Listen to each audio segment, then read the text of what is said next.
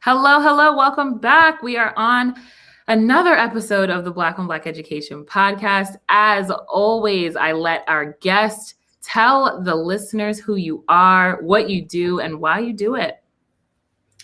Hello, everybody. My name is Tiffany Smith, and I am the host of the podcast Abroad in Education, emphasis around the A, pun intended. In the podcast, I unpack the international suitcase through interviews with expats, and expats are expatriates working in education outside of their home countries. So I'm a teacher. My background is in teaching. I taught in the States for 2 years, and then I taught in Casablanca, Morocco for 2 years, and I taught in Abu Dhabi, United Arab Emirates for almost 3 years. I quit my job in the middle of the school year. So for the past four full years, this is my 5th year, I am a PhD student at the University of Minnesota Twin Cities. My program is Organizational Leadership, Policy, and Development. And I am examining African-American teachers and their decision to leave the U.S. K-12 system for teaching opportunities abroad. And the UAE is the case study. Yep. Yes. So let's get started with starting from the beginning, right? Let's talk about your time as an educator in the United States. So what did you teach? Why did you choose to teach that? And so let's get started there. Yeah. So for me, I guess for me to talk about my experience and why I decided to teach, I have to start with my teacher preparation program, because that's when I had the opportunity to study abroad. So during my junior year, my background is early childhood studies, and I have a minor in Black studies. And during my junior year, I decided to study abroad. I went to South Africa with a program called Education as an Agent for Social Change. So it was a 6-week program, Johannesburg, Durban, and Soweto. So the whole time we were there, we were supposed to be examining the educational systems. What does education look like in South Africa? And unfortunately, the whole time we were there, the teachers were on strike. And there was a public servant strike in 2007. So it was the first time that I was able to see teachers in the streets, right, demanding what they wanted. They wanted an increase in pay. They wanted better resources.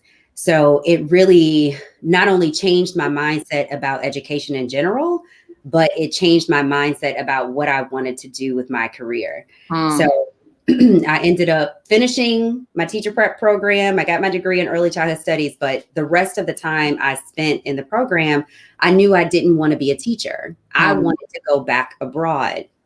So I had this mindset, I'm going to the Peace Corps. It was the only thing I knew as far as how I could get back abroad. So I did the whole application for the Peace Corps. And unfortunately, the what they're asking for, the medical records, the dental records, the debt, who's going to be responsible for your debt. I ended up getting a job before I was able to complete the whole process. So I came back to work. I came back home. I'm from Alton, Illinois, 5 hours south of Chicago. So I came back home and I started teaching in Edwardsville, which is where SIUE is located, Southern Illinois University, Edwardsville. So I'm teaching there. First year was fine. Novice teacher, first year is not great for anybody, right? What they teach us in our teacher prep programs is completely different from what we experience in the classroom. So I'm just going through the first year stuff. And then the second year, which was, 2010, this is during the time when all of the budget cuts and stuff were happening. Teachers were being pink slipped for no reason. And I still remember I was involuntarily transferred from one school to another. And I was transferred to a rural school. And I ended up being the only Black teacher at this school of about 195 primarily white students, right? It's what we will refer to as a Trump town today. So I had all of these horrible encounters, and one day the superintendent called and, basically said, what are your plans for next year? I just want to let you know you're not at risk for being pink slipped. We're going to keep you. And at that point, I still had it in my mind. I want to go abroad. And I had met one of my colleagues, Patty, who was from Brazil. She told me about this whole international teaching thing. her mother was a principal in Kuwait. And that's when I was exposed to teaching abroad, which I had never heard about it, in my teacher prep program. So I jumped on it. I told my superintendent that I wasn't returning the next year, and I started looking for opportunities abroad. Wow. So you gave us like the full story of how you decided to take that leap. And that's so incredible. And so you already answered like what made you decide to leave and go teach internationally. But what was that experience like? What was the same about teaching abroad? What was different about teaching abroad? And you did it for a substantive amount of time. So, I mean, there had to be some benefits to it. So just talk about kind of like what that experience was like for you. I think and it's interesting because especially with the research that I'm doing, it makes it easier for me because I've already gone through this process of teaching abroad, but I had never like unpacked my own decision, like those bigger, right, systemic things. But I have finally come to realize that it is easier to be a Black American abroad than what it is to be a Black American in the States. And for me, I mean, it started in my teacher preparation program just through student teaching. It was like, you have your, what is it called? Before your student teaching, you have your practicum hours. And then when you actually go into your student teaching, right? So I'm working with multiple teachers. And regardless of, how diverse the student body was, it could be morning meeting and, I'm looking at 20 diverse kids. And I mean, even now, right, the cultural difference is still Black and brown kids. But even just the cultural differences, no matter how diverse the students was, it was always a white teacher in front of them. So when I'm preparing for my own teaching credentials and I'm experiencing and seeing these different schools and stuff, I'm like, I don't belong here. Like, and even if it was, me going into a school where you did see a few Black teachers, I'm like, I don't want to be that. I don't want to be the only one, having to deal with all of this stuff by myself. So I found out early that, I didn't feel like I belonged in the U.S. education system, K through 12 education system. And I think it's interesting because even many of the people that I interviewed for my study, their experiences were completely different because they were in the predominantly, urban schools where all the teachers are Black or Black and brown, or, all the students are Black and brown, or white teachers are the minority in those spaces. And I didn't have that experience in my teacher prep program or in my own teaching, 2 years in the States. But I just find teaching abroad, I mean, international travel in itself just does something to disrupt a lot of the conditioning that has been put on us, like ascribed to us in the States. I don't feel like we oftentimes have permission to create the lives that we want to live, or access to, the middle class lifestyle that, it's this whole narrative. Go to school, the narrative of the Black community, right? Go to school so you can get you a good job. You keep that good job, And that job in teaching didn't give me, look, I'm like, I'm still in poverty, lower class. I just got a degree to go with it.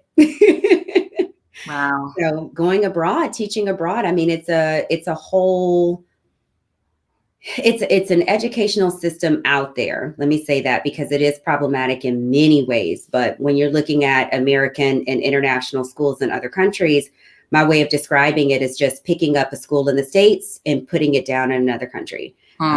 Curriculum, much of the training that I got here, I could walk right into a school and just execute. I didn't need any additional training. I had the qualifications for it. But the difference was being able to engage with students that are different. You're in places where everybody's brown. In places where it's not until you hear me talk that I'm different, right? So it just brought something out of me that I didn't even know. I never knew I was American until I left America. Here I'm just Black. But another, I'll say, benefit of teaching abroad is there are a lot of, depending on where you are, the salary could be lucrative. The salary can be lucrative, but the benefits too. So your housing is provided, your medical, your flights, professional development, retirement oftentimes. So there's a lot of benefits that come with teaching abroad as well. So I always say, the middle class lifestyle that I could not access in the States, I was able to access it. Yeah.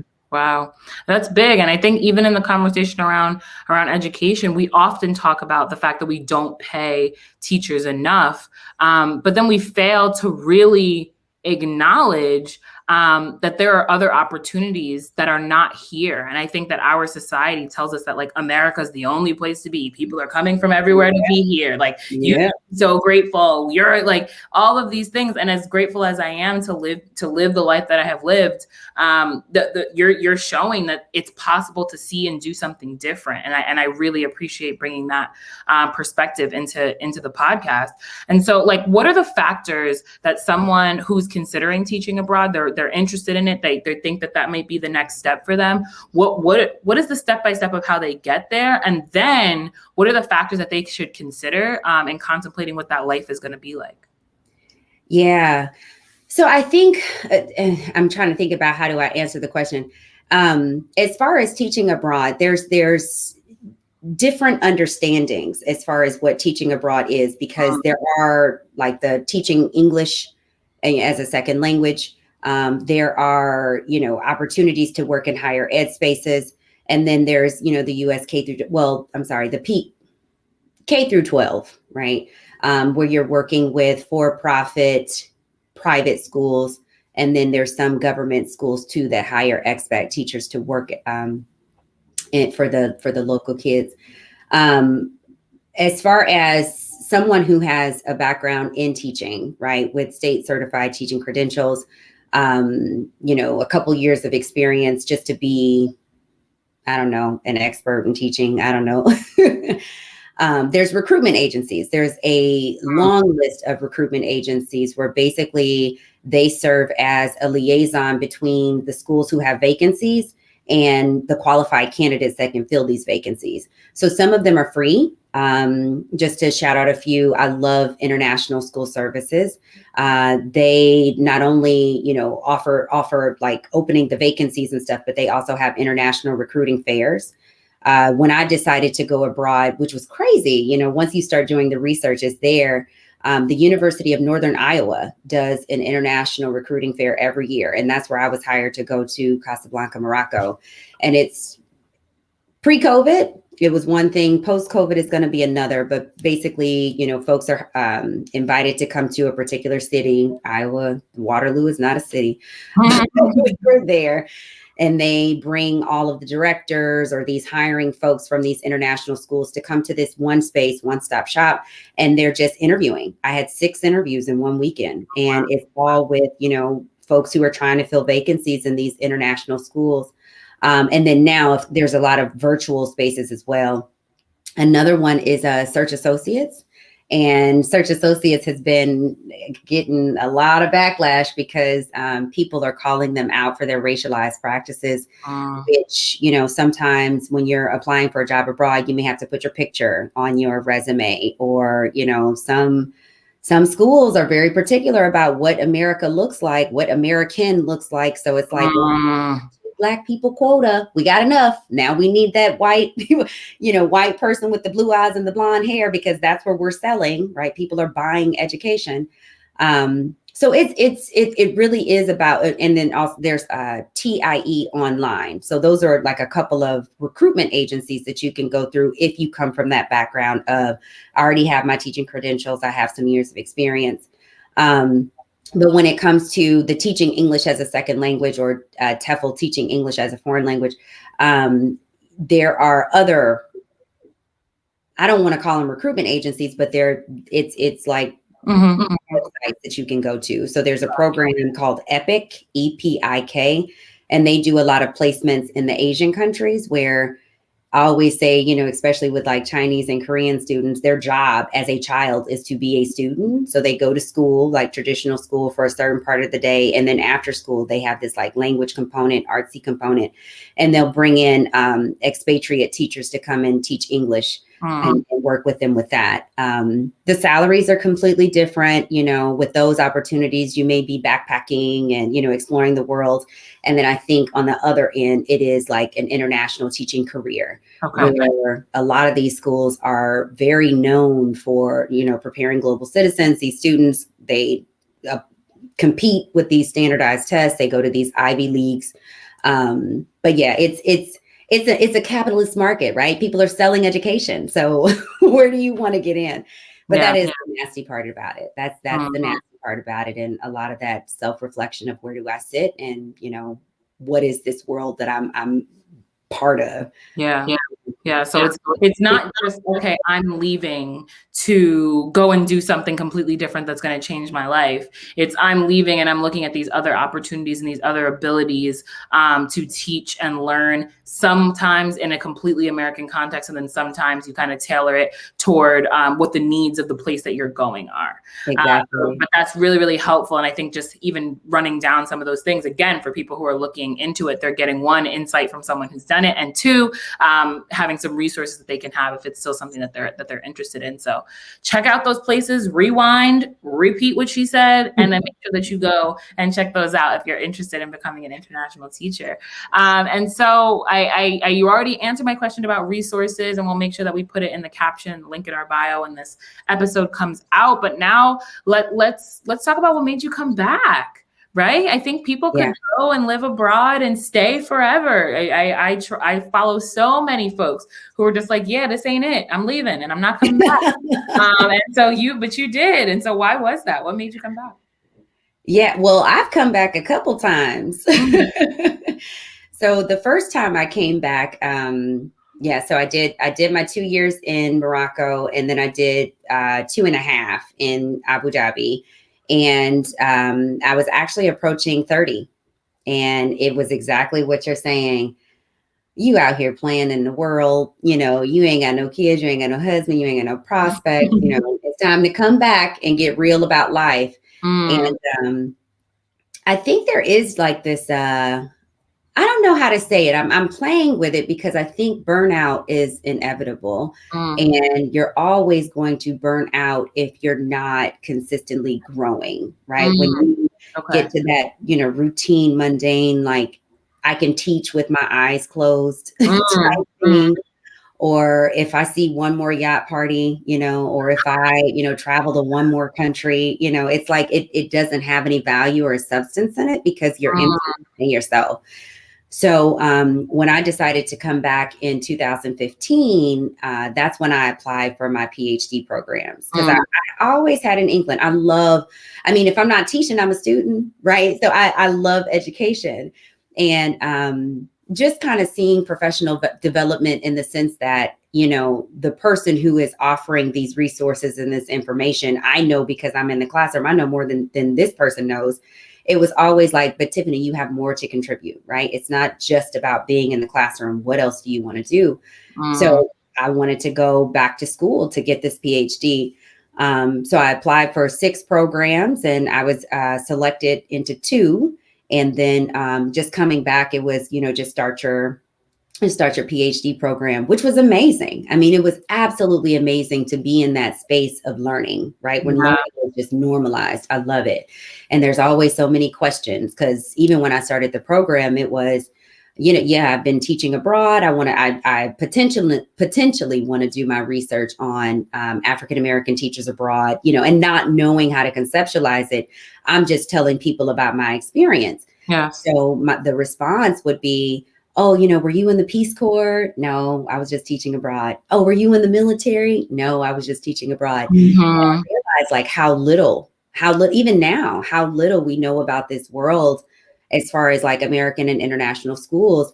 The Brits know all about it. The Irish, all these Europeans, they out there, like this is their normal lives. But for Americans, for some reason, we're not engaged in those conversations. So since I've been in my program, even just trying to get an understanding of my research, I went to the UAE and I did a pilot study, and, just trying to connect with people. Who would I interview? I did that in 2018, and I stayed for a month and a half, and then I came back. And then this past, like, hey, This is puppy. Zoom podcasting. This is online Right, the real of it. podcasting. The real of it. I'm sorry. But recently, I ended up getting a fellowship through the Al-Qasimi Foundation, which is in Ras Al Khaimah. So the UAE is Abu Dhabi, Dubai. There's 7 different Emirates, and Ras Al Khaimah is the most northern to Oman. So yeah, I went and did the whole fellowship. What was supposed to be 7 months of data collection, because of this thing called COVID, I ended up staying for 14 months. Oh, So wow. I actually just got back in December. Yeah. So, I mean, this reverse culture shock is real. I mean, I'm an American, but even coming back home, it's a lot of shifts. So, yeah, I don't know. And I guess that's the thing. Like you mentioned Baldwin before we started recording. Baldwin has been like the crux of understanding all of this, right? And one of the things that I appreciate about his vocabulary and the way that he's able to describe who he was and what he was doing, he labels himself. So he's known as the Black expatriate. And I mean, regardless of what interview you listen to, you know, whatever book you read about him, he was always consistent in saying that I am not an expatriate. I'm not expatriating anything. If anything, I'm looking for a space for me to be able to do my work, right? In comparisons to better understand it. Like his work was always about America, even if he was doing it in another country. So he called himself a transatlantic commuter. And I'm embodying that, because even when I'm abroad, even when I'm here, even when I'm commuting between, you know, multiple countries, it's never done. You know, I think that is the process, just this commuting between spaces. Yeah. Particularly because the earth is so small now. Amen. The farthest place for you to get on earth by plane is 24 hours, like it doesn't take that long to be somewhere else. And then I don't have to be somewhere else. You're in a completely different state than I am. And we are having an intense and immense and incredible conversation right now. So I think that like what you're saying, and then bringing in the piece as a fellow Baldwinite, looking at our ability to make connections between the United States and what it means to be Black here and what it means to be Black and American and be in other spaces is this very integral part of Pan-Africanism. Yeah. Right. Yeah. It's the idea that we are all deeply and intrinsically connected because of the lived experience of the world. And so I think it's so important to have someone who says like, yes, I went, I came, I saw all of these things, I came back, I'm studying this, I'm learning more about this, I'm engaging and researching with folks. And then I'm making these connections that are integral to figuring out how we as a society, in a society, like meaning a world society, Exactly, bridge the gaps of difference. It's so important. I absolutely love that. And as someone who's just obsessed with travel, like cannot change, get out of here.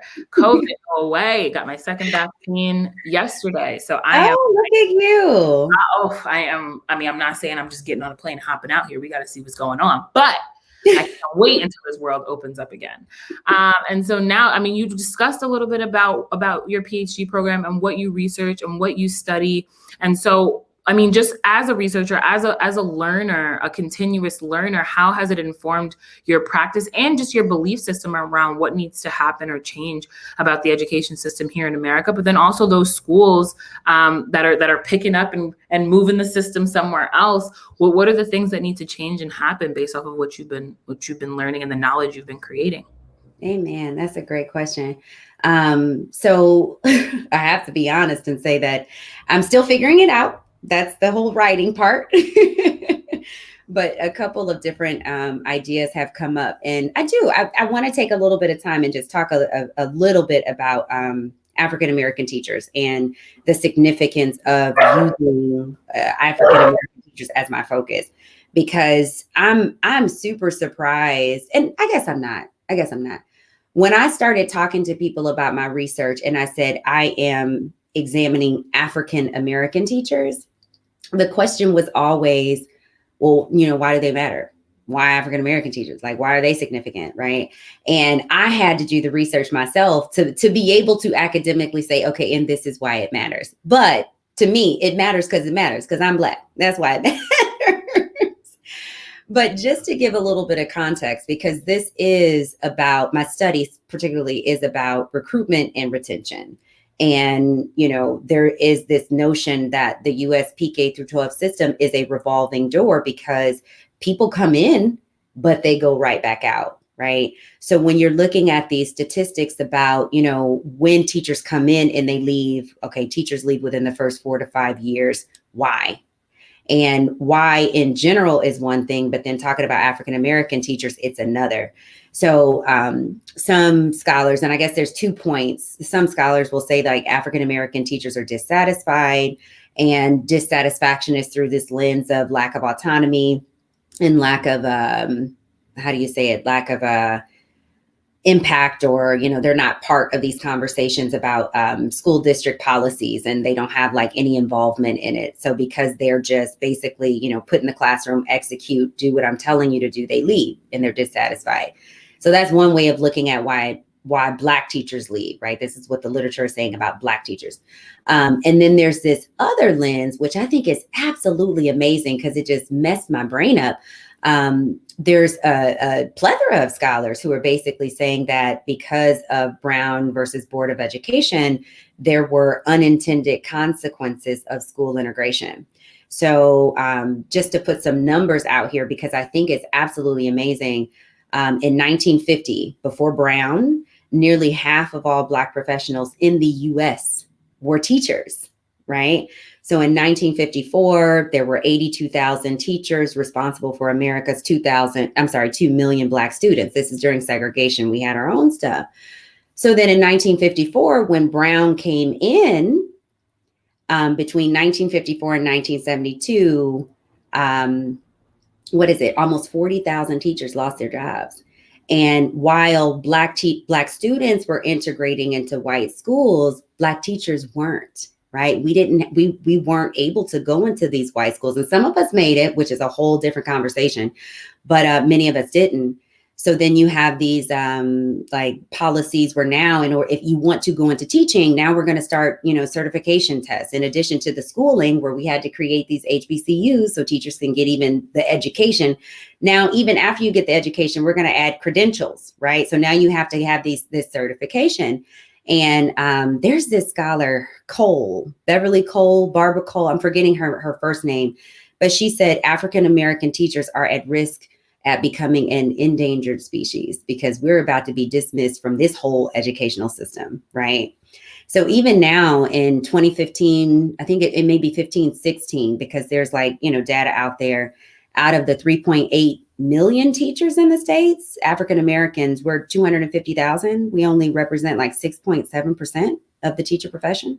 So I think it's sad. It's absolutely sad because when I'm inspired, I'll say, my advisor sent me an article the other day, and this is specific to Minnesota because I'm still based in Minnesota as far as my program. The Star Tribune, on the front page, there's this Black man, and he's in front of the classroom, and the headline is basically saying we need to recruit more Black male teachers, right? And talking about these statistics of if young Black boys have at least one Black teacher in their early years, and this is specifically for primary schools, their graduation rates increase, all this stuff. And they are doing an initiative to fundraise for $80 million to bring more Black male teachers in. And I'm thinking, and this is where my research come in, why are we still talking about recruitment, right? We know how to get people in, but the question is, how do we get them to stay, right? And not even, before we even get to the question of how do we get them to stay, why are we leaving? It's not in school factors, right? It's not the stuff that we're experiencing on a daily basis. I think there's this out of school factor issue that hasn't been discussed, and why it's easier for me as a Black American to teach in the UAE than it is for me to teach in America, right? So I think I imagine, this young man who's on the front of the newspaper, they were bragging like, oh, he does praise calls. He calls the parents and tells, when their kids have a good day. Like, veteran teachers been doing that for years. That ain't nothing. But what I do want to see is in 3 years, is he still going to be making them same praise calls, or is he going to be beat down, grinded down, shut down because of the issues of the system of education? So my question, and especially with this research, is, not only about retention, but also about restoration. Like, how do we give teachers the re-energize them? How do we give them the resources for them to do that self-work, for them to get that well-being, to be able to show up, right, for this other mothering, other fathering, everything that we do aside from the curriculum, But it really is, I guess, in a nutshell, I'll say my research is really inspiring me to go more toward that retention piece, because I'm not an advocate for, although I do have experience teaching abroad, I'm not an advocate for all of our American teachers to get up and go abroad. I think that going abroad does something for us as far as restoration. But essentially, I would love for us to come back and, not go back to the classroom, but to also get into these administrative policy positions where our experiences in the classroom is, recreating and innovatively thinking about what education is and what the system is. Absolutely. Oh, I love it so much. And it's so powerful to hear, like, even hearing you say restoration, listen, I'm a first year teacher and I feel like I need to be restored. So it's truly, it's how are educators feeling years and years into this, and how do you keep them and make them stay when it's a profession that obviously needs a lot of support. And clearly, from a systemic standpoint, to your original point there, is not doing what needs to be done to service the students, which in turn definitely doesn't serve the teachers. And so that is such incredible work, and I'm so excited to see what comes of it, and how those who choose the academia as their means of activism, what comes from that, and how it happens in actuality, how systems begin to change and inform themselves by the research that's happening that is clearly showing that it's difficult to retain Black teachers for very specific reasons. And so those were all my questions. I don't understand how we got to the end so fast. We were just so good. And so I always want to end the podcast the very same way, turning you into the interviewer, and I am now the interviewee, and you get to ask me a question about the topic at hand and kind of whatever my opinions and thoughts are. Well, one of the things that I'm excited about, right, the future, is me interviewing you on my podcast, because your experience with Teach for America is something that I need to touch on in my research, because it has come up, but I'm not quite sure about how to talk about it. We'll get into it. Right. One of the things in particular, especially since I touched on dismissal, there is a life historian who was talking about Louisiana, and after Hurricane Katrina, when they used the charter school movement to kind of rebuild, the education system there, a lot of the veteran teachers were dismissed and replaced by Teach for America teachers. So me interviewing you, not necessarily what are your thoughts about TFA, but, is there anything that you've gained from your experience with TFA? And then, is this a space that you would encourage, not just novice teachers, but folks who are interested in becoming teachers? Would that be an avenue that you would encourage them to go into? Ooh, I feel like I have to answer this question politically correct. As a Teach for America Corps member, a current Teach for America Corps member, in my interview, they knew who I was. So I don't shy away from conversations such as this, because they knew who I was from the jump. I was critical of them in my interview. Mm-hmm. So they understand I'm very critical of the premise of Teach for America. And so I think that it's really important to if we're looking at society, credentials are important, but not as important as lived experience and reflection and the commitment to growth. So replacing people who have that fundamental understanding of that need in education is a problem. And Teach for America being a part of that is a problem.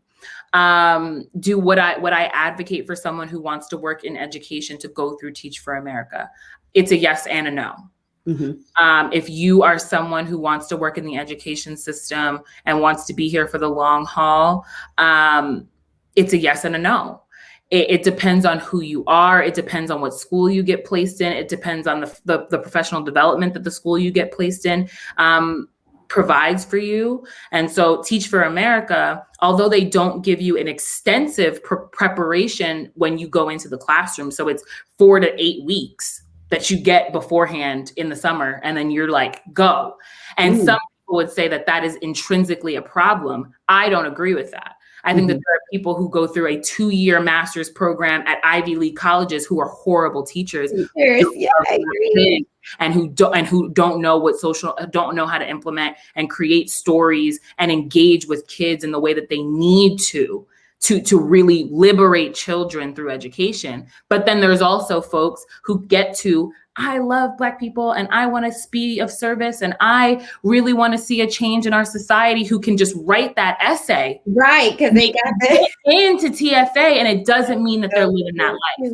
And so it's a holistic systemic problem where even the schools that do choose to partner with Teach for America, because Teach for America doesn't get to dictate how it works when you're actually in the classroom. They just facilitate. So they get to say, oh, we just handed the kid off. We just gave you the teacher. We weren't a part of what happened after that. And so I think it's important that TFA gets really critical about what schools they partner with. And I think it's really important that the schools that they do partner with have a commitment to understanding that I don't have the lived experience of being a teacher coming in as my first year. I had teaching experience before coming into TFA, but many of my colleagues did not.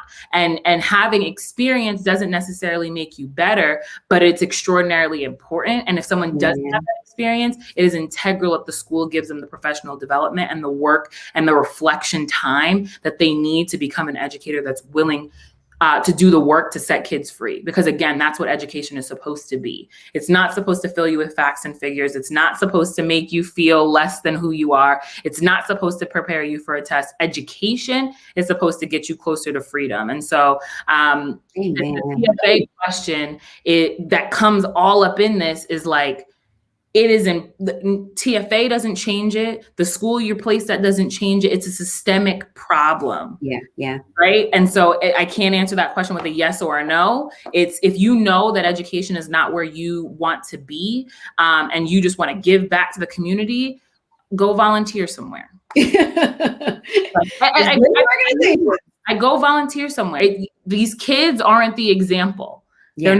They're not the practice. And they're not disposable, right? So when you're messing up, that impacts their adult life. It changes everything. Just the way that all of us who get into TFA, who are considerably high achieving folks, you don't become high achieving without a certain level of mentorship, without a certain level of commitment to education, without a certain level of understanding. But you can become high achieving without having racial literacy. You can become high achieving without understanding implicit bias. You can be high achieving without understanding that you have to see a child as fully human in order to teach them. Amen. And so I love that question so much, because TFA, I love y'all. Like, you know that. You also know that like you're gonna get this work when y'all not doing what you're supposed to be doing, and an organization that big can't be perfect. It's impossible. Yeah. And so they have tremendous work to do in order to be a part of the sort of systemic change that we need for education to serve Black children. I love it. I love it. I love it. And this is my work. I'm like, so let's stop with the student-centered conversations and let's start having these teacher-centered conversations, because there is a divide between TFA and certified teachers, and even how that shows up in some of the classrooms. So I got to do my research on TFA too. We got, and so y'all listen to this. You got a little tidbit of talking about what what it means to change education and in the United States, as someone who loves to travel, as someone who loves to compare the way that we do things here to the way that we do things outside of this country. And you'll have to check back when I'm on the Abroad in Education podcast coming. Yes. Please, as our final ask, let folks know where they can find you, where they can get in touch with your podcast, the ways that they can connect and engage with you. Yeah. So on Twitter and Instagram, you can find me abroad_in_ed. So that's abroad_in_ed. And you can always go to the website abroadeducation.com. I need to do more with Facebook, but we're there. Let's do some fundraising so I can get a marketing specialist or something, because I love it here. Like, I don't want to do the social media stuff, but yes, if you're interested in connecting with me, you can find me there. Beautiful, beautiful, beautiful. Thank you. Everyone listening. I'll see you next week.